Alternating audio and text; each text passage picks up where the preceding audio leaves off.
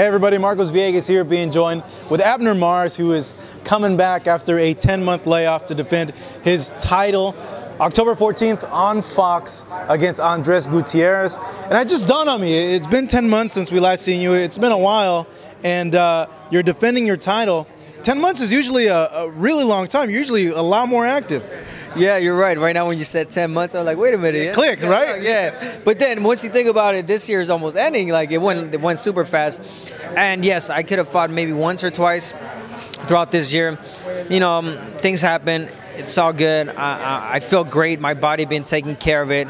I've been in the gym consistently, and now, you know, that's done. I was scheduled to fight Leo Santa Cruz. It's not happening. Now my goal is to beat Andres Gutierrez, a fresh fighter who's 26 years old, fighter who is here, who's got the opportunity of his lifetime, you know, for a world title, and I'm looking forward to it. You're mixing it up now with like the younger generation, which is weird because I remember when I first started covering your career, you're like on the come up, you're bald, you know, you were a lighter weight, and now it's like, well, obviously I'm older than you, but it's like, wow, like now you're like mixing it in with these young guys. Yeah. No, you're right. I was thinking about that, obviously, right when I knew I was fighting the age, and I'm like, oh, shoot. I remember when I was that age and getting my first opportunity for a world title. Obviously, you want to take advantage of it. But unfortunately for him, I'm still good. You know, I'm still fresh. And I said it, and I'm going to say it again. If he's 26, I'm going to look younger than him in the ring because of my abilities. I'm just hungry. I've been training so hard for this fight. It started as a camp for Leo Santa Cruz, but ended as a camp for Andres Gutierrez, and that just lets you know that I've been in the gym working hard. What keeps you going? Because at a certain point, I know that you have achieved a lot. And like, I use this like with me sometimes too. Like, you get to a point where you're like, you're good, you have achieved your goals, and you kind of sit there and you're like, And at that point, sometimes like the desire may not be as strong as you were when you were 25, 26. So at this point, like, how do you keep that fire in your belly? Like, what's keeping it going? You know what? And that's a really good question, because I started thinking that way when I heard Andre Ward retired. So, okay, so this just happened, 2 weeks ago. I'm like, wait, he's retired. We're about the same age, I believe. If not, he's 2 years older than me. But we're not that far apart, and I'm like, he's retiring already. He's got so much. I'm thinking this. He's got so much to do. You know, he could fight anyone out there. Maybe move up to light heavyweight and then challenge someone. He's got the skills to do it. You know, and do more. But sometimes it's in your persona. You're feeling like if you feel like you've done enough. Now to answer your question, I don't feel like I've done enough. I know I'm 4-time world champion in four different weight classes, but I just feel like I haven't shown my abilities yet. I know you've seen the warrior, the toughness in me. Yes, my last fight against Cuellar, you saw a little bit of boxing technique that I have, and I have my last fights, but I just have so much to show.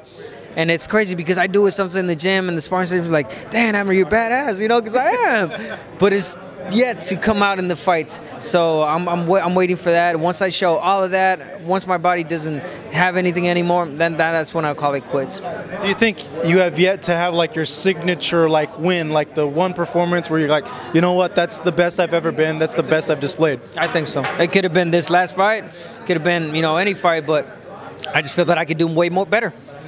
You know, in terms of that too, with the training and having a career as long as you've had, the grind of it, how does it not like get to you at times? Or if it does, how do you navigate through that so it doesn't get to you? Because I know it can get monotonous doing the same thing over and over again, and you've been doing it since you were a little kid too. You gotta change it up, man. You gotta change it up. It's not always now consistently being in the gym, training super hard. No, now being smart. All right, today I'm not gonna run. So that's because of age too, then? Because of age too. All right, today I did great work in the gym.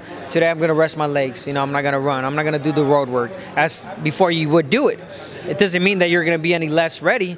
It just means that your body needs it. You know what I'm saying? So it just changes it up. You know, little things that you got to do different. Aging sucks, huh? Yeah. It sucks. You can't work out the same. It doesn't, bro. I'm 31. I looked 18 now. you see, look at him. Okay, he's 31. I just turned 34. I got all these grays all over me, and he has like, no grays whatsoever. So good, yeah. And you zoom in right on my grays. Thanks. Everybody can see my grays now. You know, speaking of this fight and speaking to other people, you know, this is perceived And on paper, it is a much more difficult fight than what Leo has. In prep for that, do you think it's good for you to have this type of fight ahead of that rematch with Leo, getting in there with a tough guy like that to prepare you? It is and it isn't. I mean, you could say no because after this you're thinking about going in against someone hard as well.